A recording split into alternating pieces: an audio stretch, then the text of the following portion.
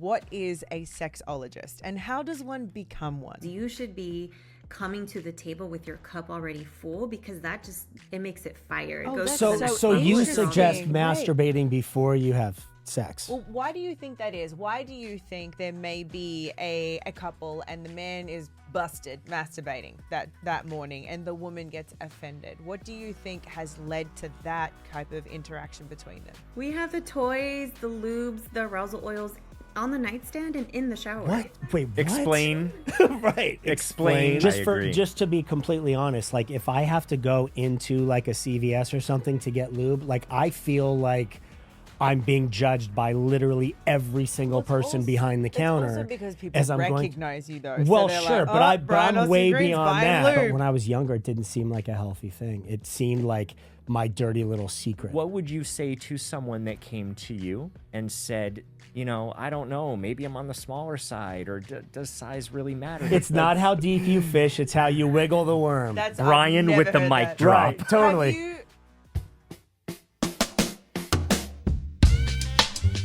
Oldish, the show where age-old questions meet new-age answers.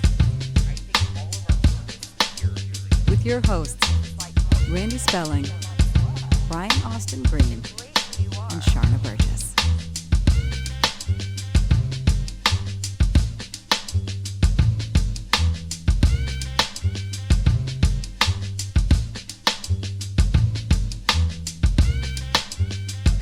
Back for another episode of Oldish. I am so excited about our guest today. You guys, you already know I am. Well, we know it's I'm blushing already. We know it's going to get into some like crazy intimate stuff, and because it will. You're going to talk about some stuff that should not be talked about. So today, or it should be. So today we have Rebecca Alvarez on. She's a sexologist and the founder of Bloomy, which is an intimacy company that creates inclusive sex education and clean intimacy products for all bodies that helps you get in the mood. Not that we need help getting in the mood. Rebecca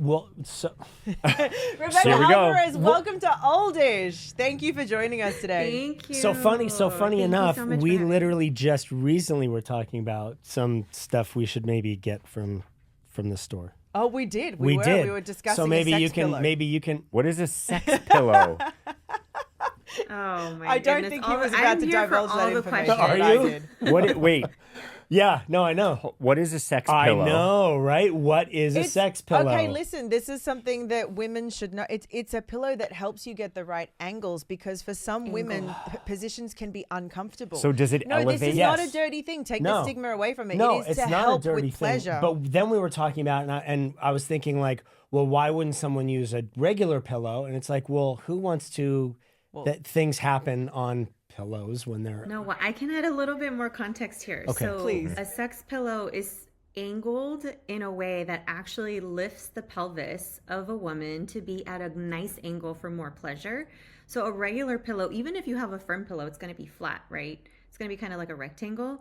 If you have a sex pillow, there's a wedge, so there's an angle so that you tilt up the pelvis in a nice way. Yes. Interesting. Okay, so See? it's more like a wedge that you use like in a gym, like when you're doing crunches and things. Okay. It's a comfy wedge. A comfy wedge. A comfy wedge. Right. Oh my gosh. Okay. Does Bloomy, does your company offer comfy wedge pillows? We don't have a comfy wedge pillow yet, but I'm happy to Let's recommend collaborate. some. I'll They do design one exist. with you, and then we'll launch it on social media. Right. I'm so down. She's all about fabrics. I am. She's Yummy all fabric. about like shiny The things, and textures she'll things. she'll I find the really right am, stuff. though. Yeah. Rebecca, I'm so excited to have you here. I think for those of you that are listening, our first question should be, what is a sexologist and how does one become one? The becoming is interesting, but so for me, I love sex education. Okay, that's like my jam. I don't even try to be a salesperson. I'm just an educator, and I know that now it's kind of a blended skill, right? But a sexologist is somebody who has studied human sexuality. I have a master's. You can have a master's or a PhD. And really, it's the study of sex, and you can go into different specialties. So mine is desire and arousal. And I really focused on diverse populations. I feel like women are often left out of pleasure conversations, people of color. So I wanted to make sure that I brought a really inclusive lens to this and made it not a stigma, not something you should be embarrassed to talk Oh, about. here we go. I feel it. I feel it. You feel what? I just know that we're going to start getting into some real stuff. Like, I just know He's it. always worried what I'm going to start I sharing. know, 'Cause so I'm like, not worried. But so the first just thing the four of us. the I first thing forget that that was everyone's running through my head, and I asked this before, is so how do you how do you study for to get a degree in this? Like because my brain goes Pleasure crazy. and arousal. Right. pleasure Yeah. and arousal. How do you study Yeah. pleasure and arousal? Yeah. I like. Okay, I feel like my program was so fun, but let me tell you high level and then I'll tell you about mine. So if you're studying sex education, right? So if you have like a bachelor's in sex education, you're a sex educator. If you want to go further, you can go sort of a psychology route where you do a lot of one-on-ones, or you can go the research route where you study like big trends. And so I went the research route. I do a lot of I used to do a lot of coaching, but Wait, but what is that? Okay, but what does that mean, coaching? It like what is sex it like coaching? eyes wide shut, Oh. like you're like there's stuff happening It and you're going, is- let's talk about this? Okay, so therapy. Right. In therapy, it's one-on-one and you have somebody who's helping you navigate specific challenges, right? Sure. It's like mental health related. There are sex therapists which will help you with specific like sexual health topics that you're going through. But if you're working with a sexologist, you're also working on the forward goals. You're working on like the big picture. You're working on a lot of the foundations that so many of us do not have. So it's sort of like somebody that can guide you from like 1 to 100 because everyone is at a different stage. And yes, one-on-one coaching for sex coaching is so helpful if you can do it. Whether you're exploring something new, you need a fresh outlook on something, you are trying to understand like your own body and your own pleasure goals. Like there's so many topics. So Rebecca, talk us through a couple of examples, like maybe one with a couple and then one As a one-on-one. single, yeah. Okay. So the most common intimacy struggle, and this is both singles and couples, is going to be related to libido. And so there could often be couples that would come to me and have discrepant libidos. One person has a higher, one person has a lower. That is very normal, very common. But I think sometimes people just want to understand, how do we navigate this? If one person wants to have more sex than the other person, how do you find the happy middle ground? Do you find the middle ground? And I'll give you the shortcut of this best practice. The person that has the lowest libido, the person that wants to have sex the least, that is the frequency you start at. You don't ever want to push them to feel uncomfortable. You work from that and you work your way up. And then for singles, it would usually be, okay, there's actually a few topics when I was working with singles. Women that are not comfortable masturbating yet and want to understand like where this hesitation is coming from. We unpack so much stuff. And then I start giving them tools. Okay, so today I want you to just do scalp massages, body massages. Like we don't even start with sex usually. And then work your way up. And then the other thing is usually related to libido, whether that's because you're stressed, tired, have kids, and are so worn out from the routine, or you're going through hormonal changes, surgery or menopause. Like a lot of different triggers can happen that make you pay attention to your libido. So libido sounds like one of the biggest ones is would you say that is the appetite That is the for biggest. sex, I- sexual It pleasure? is, I think, on average, the majority of people want to be having more sex than what they're having. And so that discrepancy is normal to have. But when you are not having sex at a rate that is making you feel fulfilled or happy at all, for whatever those reasons are, then that's where having a coach or having some sex education could be really helpful to like guide you through how to get there. Have you noticed, and I'm just asking this out of curiosity, how have you noticed that a man who would, I think, assume that their libido was higher than a woman's, that they're completely wrong, that women's libidos tend to be truthfully higher than men's do, and men just don't know it? It is such a good point, and you are spot on. So I think what happens, one exercise that I used to do is, especially between heterosexual couples, ask them each to write down how many times a week or a month they want to be having sex and how many times a week or a month they think their partner wants to be having sex. And what was like, I'll say 95% of the time, what would happen is couples would be surprised to see how close their numbers were. And so there's always this assumption that your partner wants to have way more sex than you or way less sex than you. And it's actually not that far. Most of the time, it's just because we get in our heads and we start overthinking it, or, you know, we get into a bad rut where we're not intimate, we don't have time for each other, we're not going on date nights, and you start to just normalize, you know, not having intimacy, but you're getting cranky, or you're getting, you know, you just feel like your partner's not loving on you. It's like, So for me, like, I very know I easily would feel fixed. self-conscious, like, oh my God, like I can feel like my libido, like I'm ready to go again. And then I was like, oh, she's going to think that I'm a mess. Like, I can't possibly like try and be intimate with her again right now. Because you think she'd assume me would Right. assume that it's too much. Right, that it's too much. And So then now interesting. what I'm slowly learning is that is not the case. Wait, and what are we at talking all. like? And it's fantastic. Minutes, I don't. hours? We need to get into Sometimes specifics, either, Randy. You know, No, I mean, sometimes but minutes, sometimes we're hours. doing this for the greater good Randy, of the audience no, we're who's doing listening. this for your No, greater no. good right now. I can feel it. I can feel the judgment coming from you. No judgment Oh, in this. There's no judgment in it. But what I'm curious about is this thing that you are discussing of almost like a shame or a thought of, oh my gosh, she's Right. gonna think that this So is too much. I talked about this before when we were doing an episode last season and Yeah. we were talking about healthy sex, and I was saying like I can. You have a high sex drive. Yeah, it can be the most ridiculous things where all of a sudden I'm like, ooh, okay, I'm ready to go. Like This I is can, where the peeling I can the be orange. peeling orange, right? And I just gave that as an example. That's not actually a thing where like I keep oranges in my kitchen because that is like a form of arousal for me, Randy. yeah. It's not. Yeah. Right. But so it can I actually always make a lot of assu- sense, like the peeling and like Absolutely. the aroma And it's the like juiciness. fresh. I Yeah, like what you're doing totally. here. Yeah. I like what you're. It makes total sense. So, but then I thought like, okay, something's wrong with me because I am so ready to go constantly. And then recently I've been finding out that it's not just me. And I didn't know that. I really felt like I thought you were going to go, oh my God, what is wrong with this guy? Right. Like this is, we already had After how sex. many years Like, have you what- been together?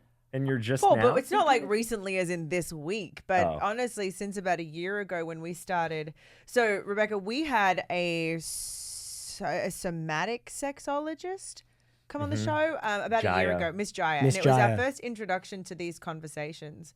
And it was fascinating and wonderful. That's why I'm so excited to have you here because we've always had a healthy sex life, but it opened up so many more conversations for us, and our communication now about intimacy, what we want, when we want it, like how you want it, like it's just opened it up completely and taken shame How away. you want it. And taken, Okay. and taken shame away from the conversation. Yeah. And I think shame is a really great subject to get into around sex because we've all somehow grown up with shame, whether it's from religious beliefs or, touching yourself is wrong. All these things that just add another layer and layer of shame where we don't ask and take notice of our own pleasure and go after it in a sense.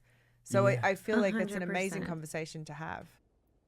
It's almost like when you have a conversation with somebody that's just focused on like, let's talk about your pleasure or where you're at and what are you struggling with, whether that's, a friend, a sexologist, it doesn't really matter.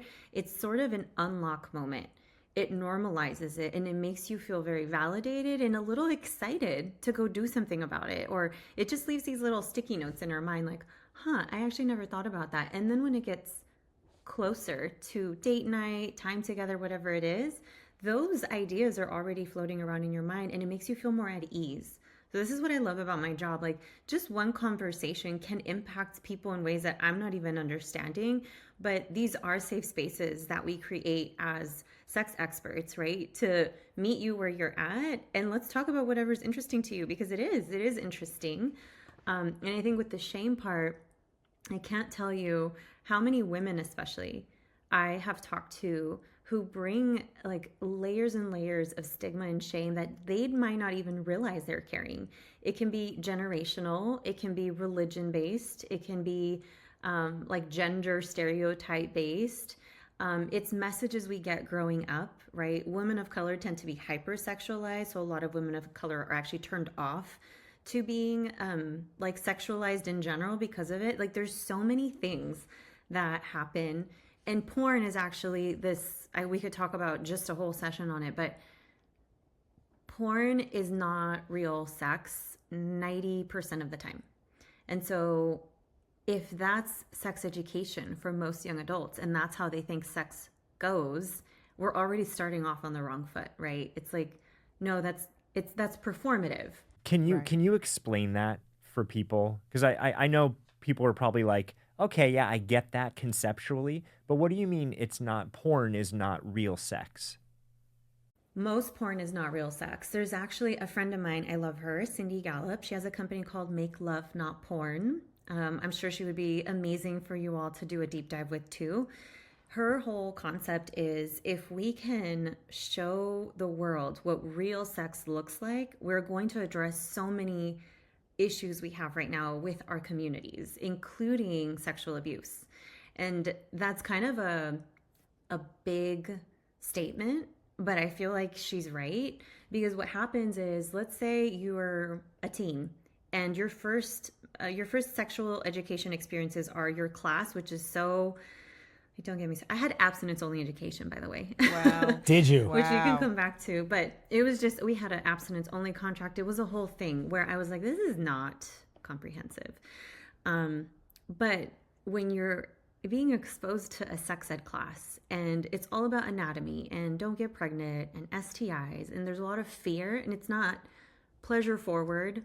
It's not talking about things that you're genuinely interested in. Now, I'm not saying that happens all the time, because some sex educators, they'll have a ask me anything moment right in their classes. I loved those. I think it was so helpful, because then you get the real topics going, the ones that people really are interested in at that age. But when you take that and then you put porn on top of that, where you're seeing that usually it's heterosexual, usually it's men being more aggressive, women making certain noises, people coming at the exact same time, like all these things where that's not how it usually goes. And yes, is it possible to come at the same time, or that the woman will be 100% pleased? Yes, it's possible. But the way that it's usually portrayed in those porn narratives, it's just for performance. It's like an engaging movie. Yeah, it's not real, and it's unfortunately where so many kids get their sex education. Women see, oh, I'm supposed to look like that and act like that, and young men see, oh, this is what works, so I'm going to do this. This is what they like. Right. And there ends up being such a disconnect in intimacy, and therefore it does. Like, I remember seeing porn at a young age and thinking that's what it was supposed to be. Like, that was hot, to be like a porn star. That's how I learned. know, That's yeah. the first thing I learned. And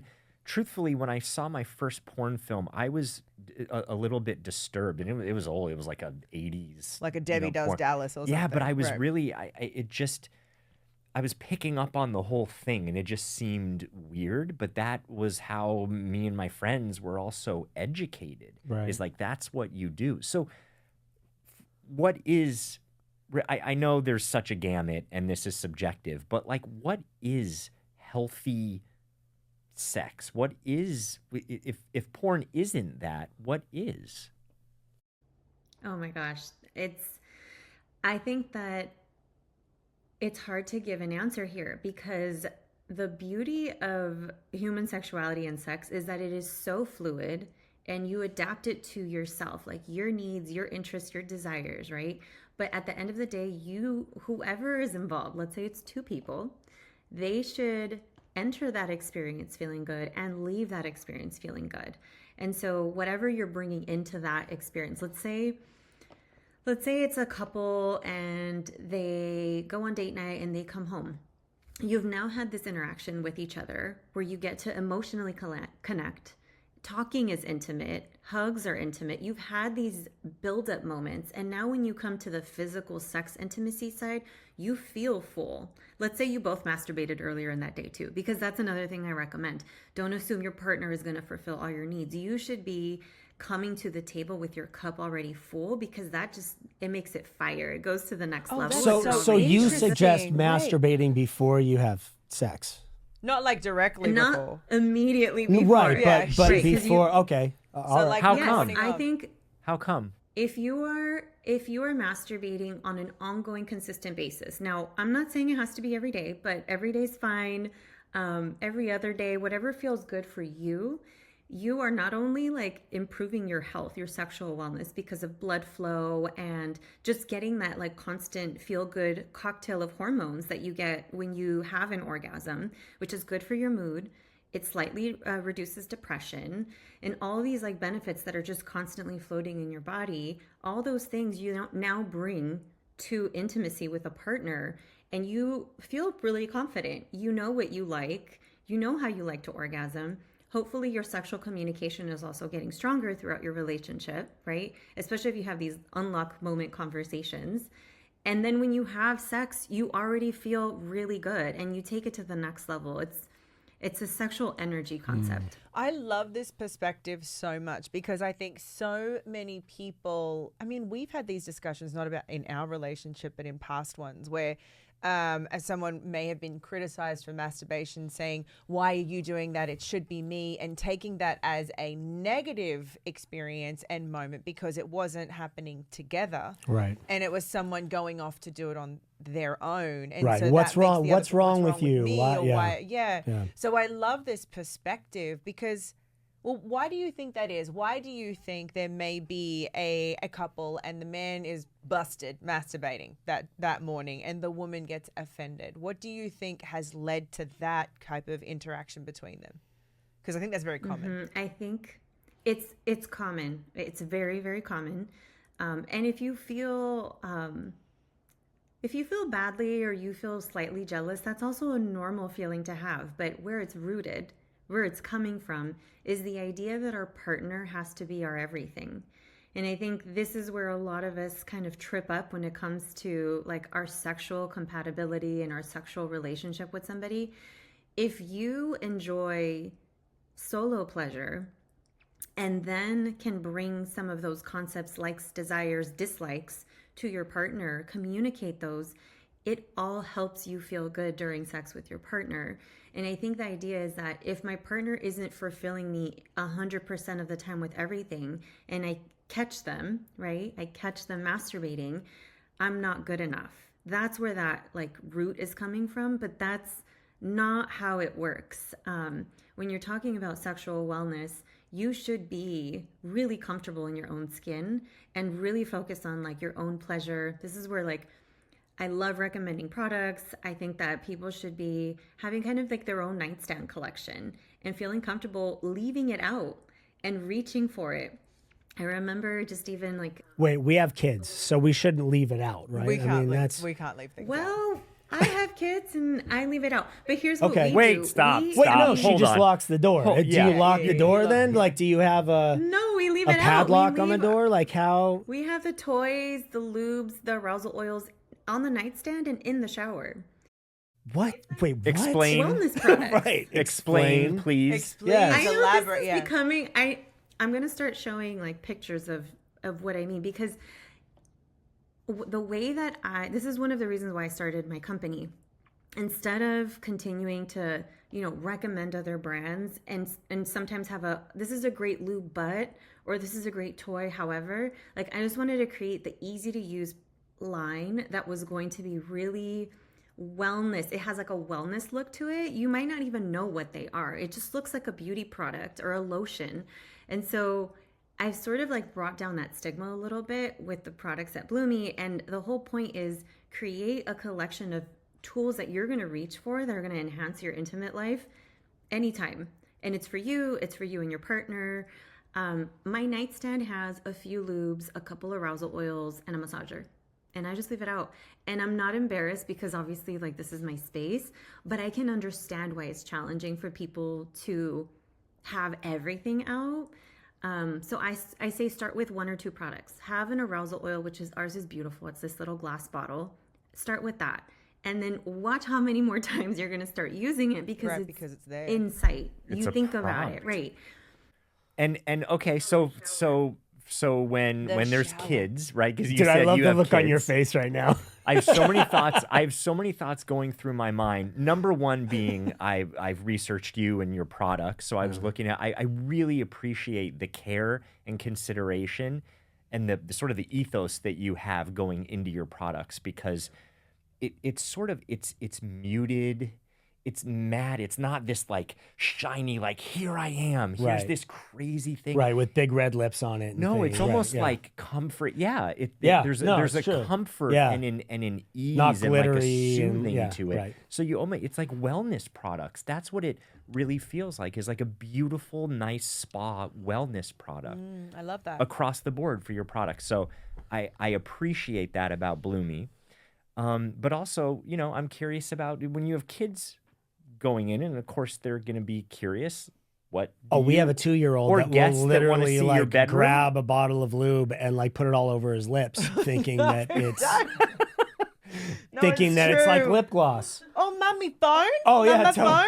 Yeah, Like, totally. I Yeah. can- Oh, it's I yeah. see it all now. It's Well, you would be very happy because all of Bloomy products are incredibly non-toxic, Non-toxic, environmentally safe, fantastic. clean. much less great. toxic than a Clean, phone. Oh my right. gosh, I love Right, it. he might I be a love little the more research. slippery than normal, but Oh my god. his lips will be really hydrated. Oh my god. Don't. I can't. Very hydrated, very slippery. So I think Look at Sharna's face. Dying. Sorry. I'm dying. Just the thought. The visuals are terrible. You're like, oh, I'll pick you up, and he's just like Okay. slipping out of your arms. We've gotten yeah. sidetracked. Yeah, Let's okay. get back on track. Okay, sorry. no, I love it. Let's talk about kids. But I appreciate the fact that like you took a look at what it looks like, because here's the thing. I think that I'm fighting 2 different systems right now. There's the world of let's normalize it and kind of F it. Who cares what these products look like? We should just be proud to be buying them. I'm fighting that with also people are not really open to buying these products in person as they are online. They are still hesitant. There's still a lot of stigma. And so we can't just be full on. Oh, right? let me, I like, wanted this I to mean, feel like, comfortable. agree. Just to be completely honest, like if I have to go into like a CVS or something to get lube, like I feel like I'm being judged by literally every single person behind the counter. It's also because people as I'm going- recognize you though. Well, so sure, like, but oh, but I'm way beyond that. Lube, you know I'm what way I beyond mean? that. Yeah. I'm like to me, I would assume that anybody walking up to the counter with like, a few different lubes and some things to try is being judged like, oh my God, this guy's really buying a lot of stuff. Hey, have a good weekend. Like Is That's that so interesting. That's shame again, right? Yeah, It's shame. there's Shame so level much around it again. shame in society around this. So continue what you were saying about the please. 2 battles that you were fighting. Yes. Well, it's that idea, right? That what you're talking about is the shame that it's just in us, and it's because of all of the years of the messages of sex is like a hush hush thing, and it's private, but it's also something we don't really talk about. It's just we just need more conversation. And honestly, you buying products at CVS, I love it. That's progressive of you, and that just shows that you are open-minded. wait, no, I'm not saying that feel I do it easily or that I do it often. but you're doing it. Out of necessity. It's like, what else am I going to do? I don't have anybody to send there in my place to get stuff. So it's, Yeah. Totally. Yeah, get it. it's me. And you know what I actually love? So Bloomy just launched in CVS. We're testing it in 1,000 stores. I actually tried ordering the product myself when we launched, and I got it in an hour. I didn't even know CVS delivered. Oh yeah. I there's didn't things like either. I didn't Instacart- either. Oh my God, Instacart I'm on does that. CVS as soon as we're out of here because I've got some stuff Yeah, to they deliver. I have was them like, deliver oh my gosh, within the an hour. CVS order just arrived. So that's one thing I'm loving about them. But to go back to kids, so here's what I would want couples to think about if they have small children. You are their role model of love, right? You are their role model of physical affection. And so they're bound to walk in on you or ask you a question you're not ready for or all of the things. And it's because we don't talk about these things often enough, you will probably feel a little bit uncomfortable, but that is normal. And if you can just in that moment address it, it's not a big deal to them. It's just like, oh, Right. okay. You would No. be so surprised. Oh my It's a bigger deal for God. us.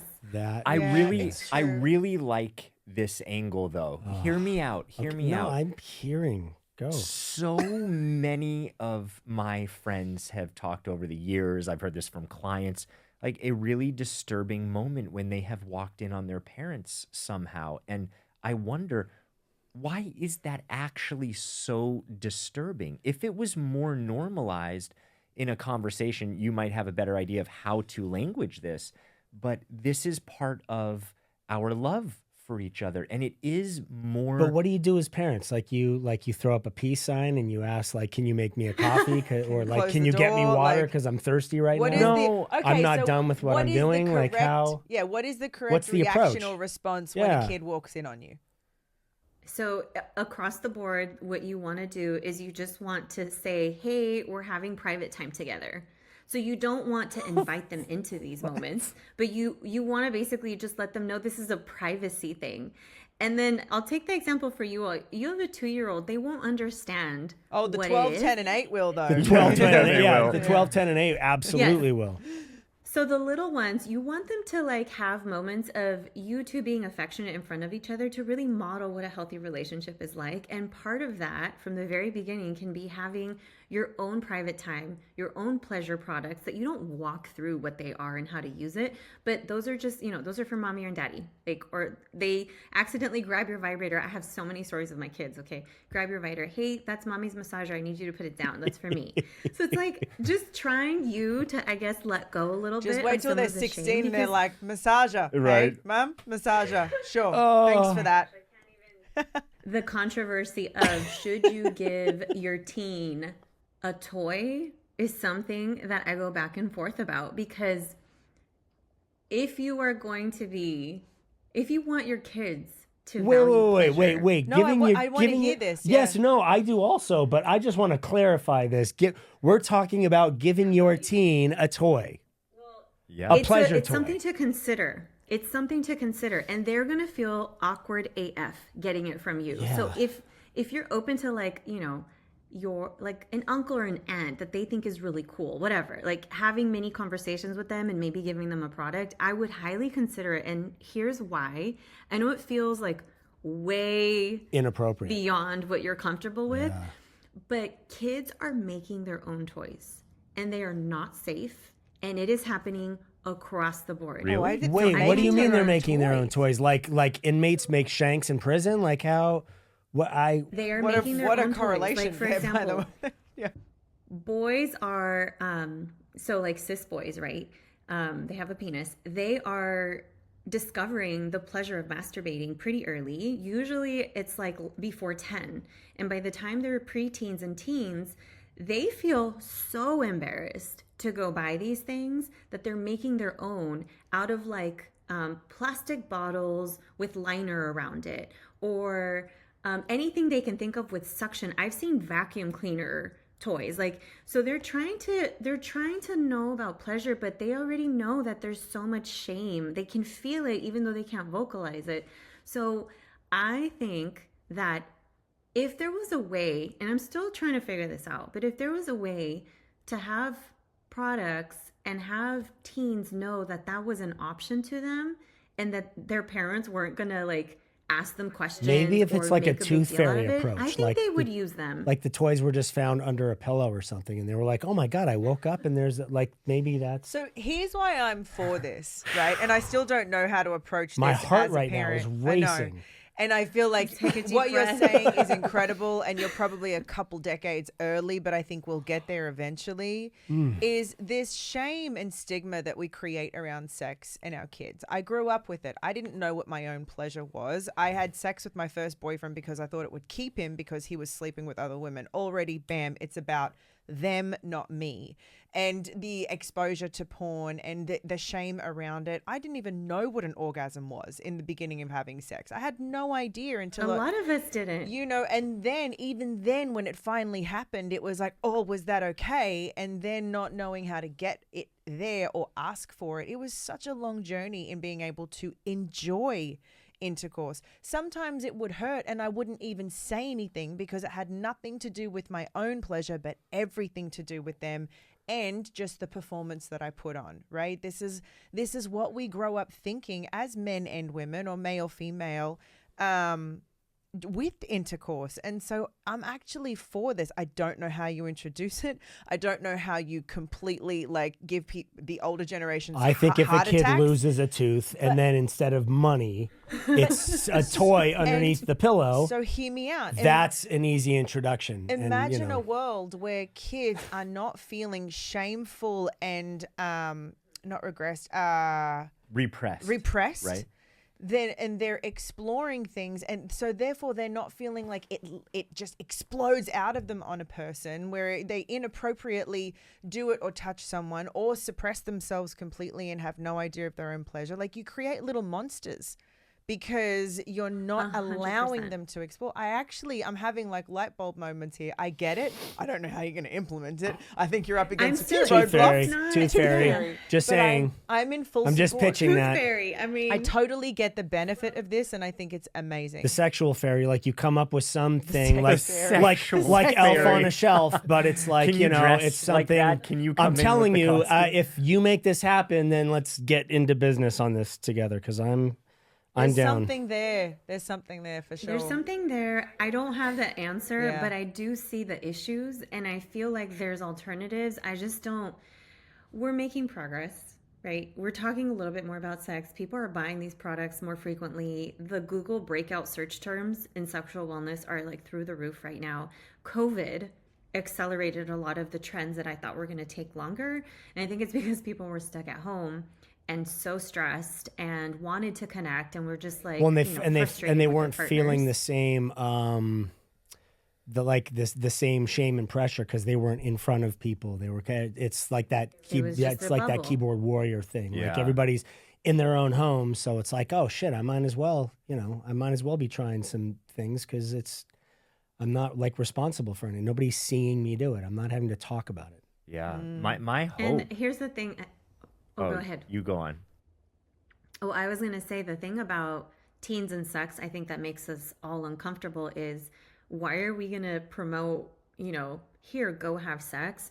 But what I tell, especially parents, is your kids are probably already having sex. If they are teens, they're probably already exploring.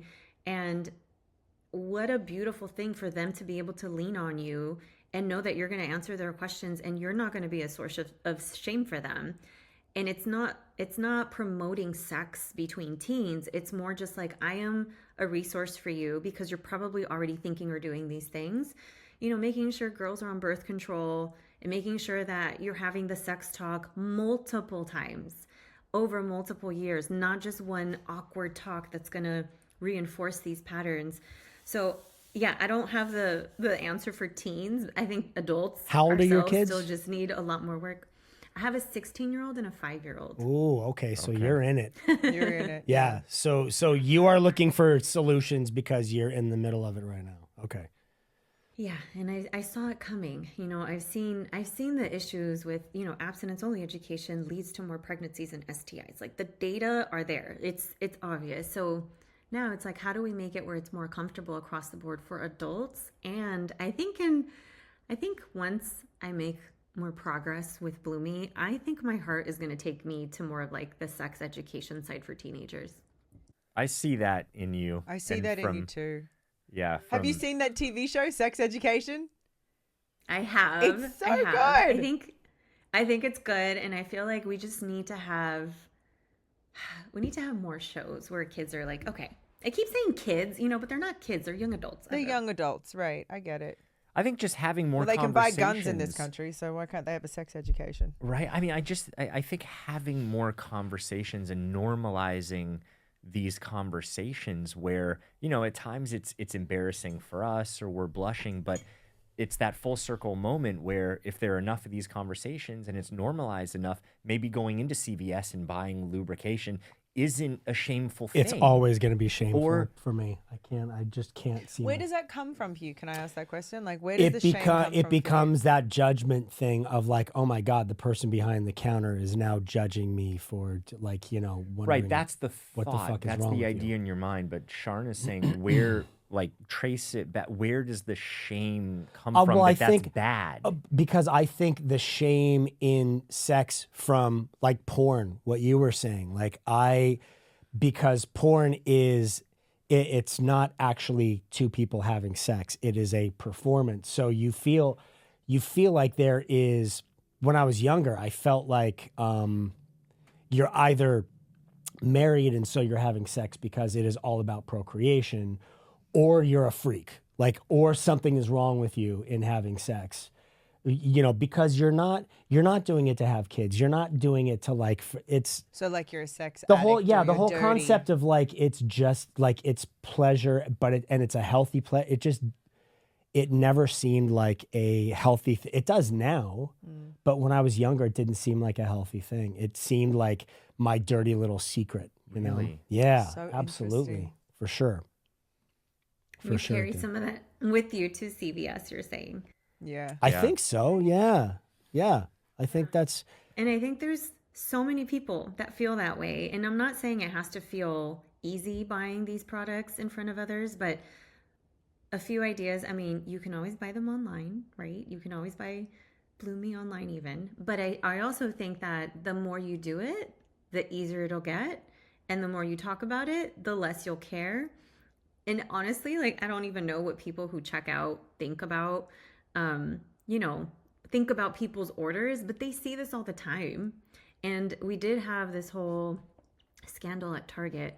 So we were the first toy brand to launch at Target a couple years ago, and first Latina-led brand to launch in that aisle. It was like it was very exciting, but it was kind of a scandal.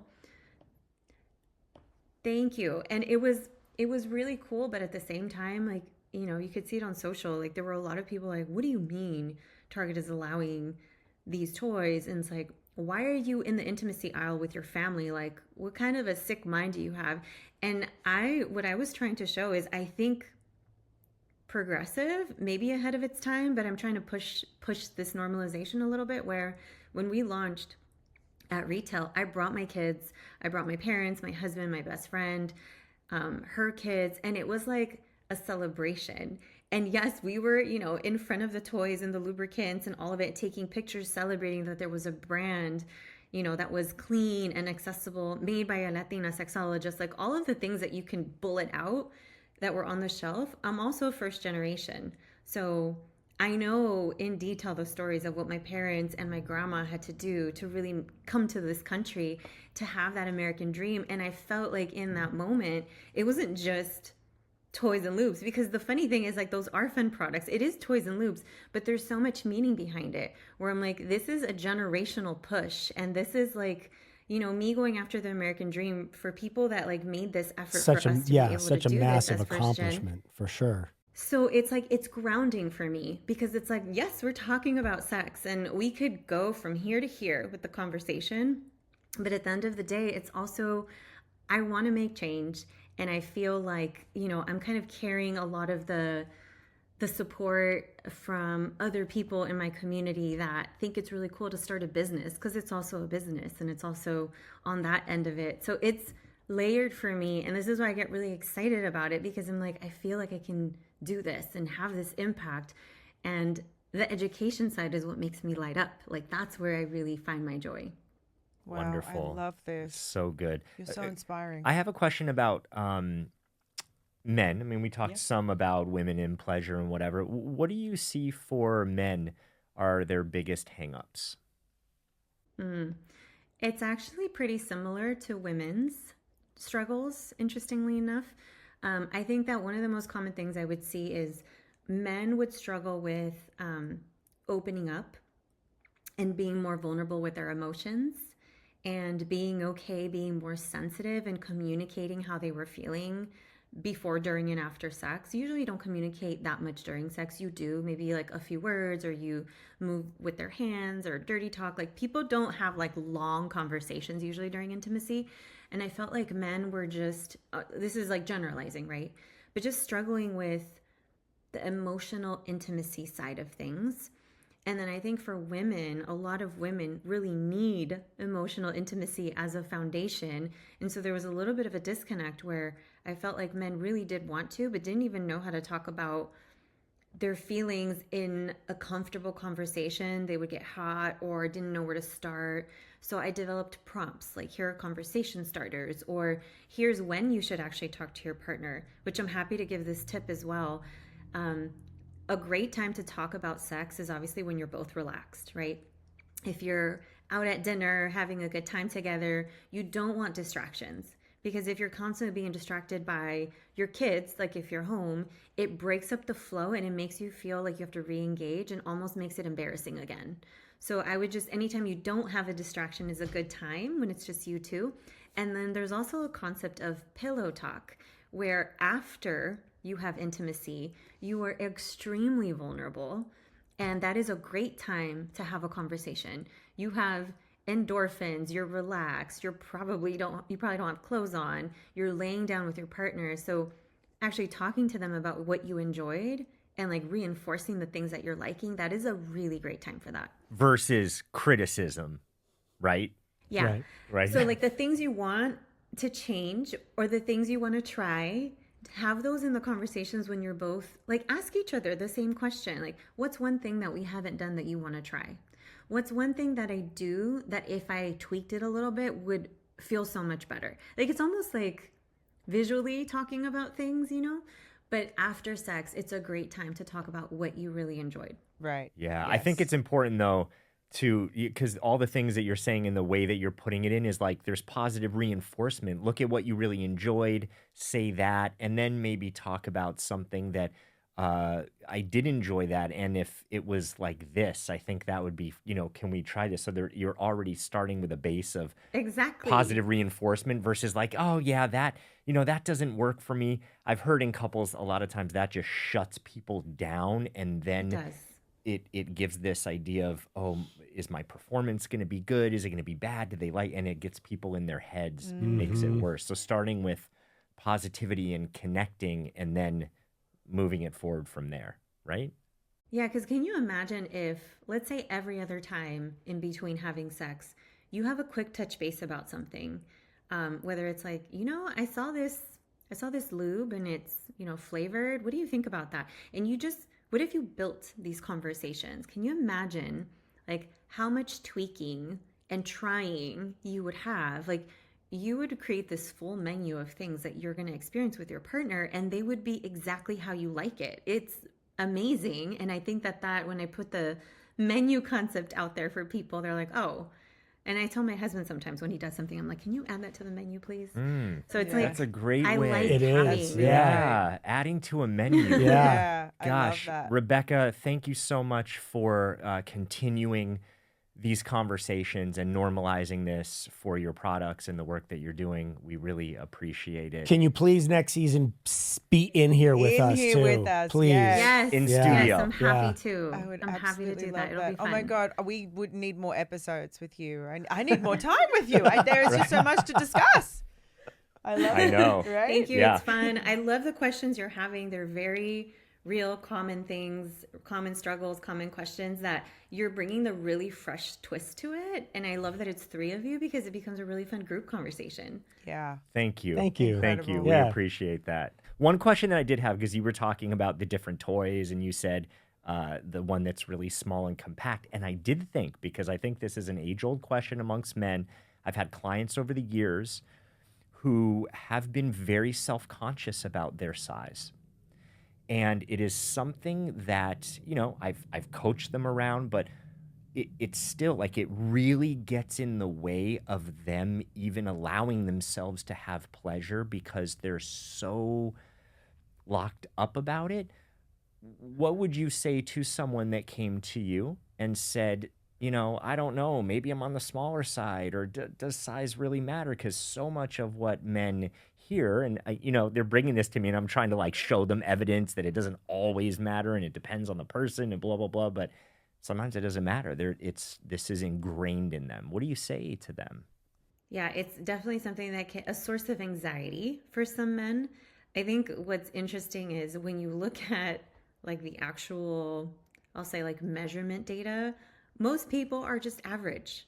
And I don't know where this concept comes from. That What is that though? Like what so is so average? what I know a lot about is actually like averages by ethnic group.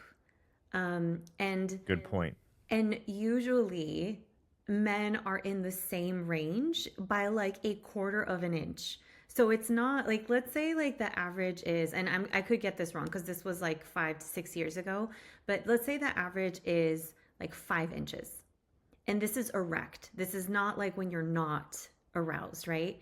The variation is going to be a quarter of an inch. So we're talking a range that doesn't make a big difference, but people are very hung up on it. And yes, for some folks, they kind of have, I'll say like a thickness or a length that they think that they like, but it's really about how you're using it, to be honest. It's not how deep you fish, it's how you wiggle the worm. That's what I always heard when I was younger. It's not how deep you fish, it's how you wiggle the worm. I've Brian with never the heard mic that. drop. Right, totally. Have you- So Yeah, where should I mean- people head? Because I wanna check out your Target, right? Bloomy's in or Target. or online. If Or you online. don't want to walk into a store, then Into a Target. then we take then what it, do you yeah. do? Yeah. So people can find our products on the Bloomy, BLOOMI.com. Okay. You can also shop us at Target or CVS, and we're getting ready to launch on Amazon. Should we get into a little after the show at Yeah. this point? Thanks, Rebecca. Yeah, thank everyone you for being so here, and much. Yeah, then thank we you for will listening. continue our conversation. Thank you. Bye, everyone. Yeah, bye everyone. Hey, if you're going through something right now, if you need additional support, then please reach out to me at randyspelling.com/help or go to my Instagram at randyspelling. Thanks.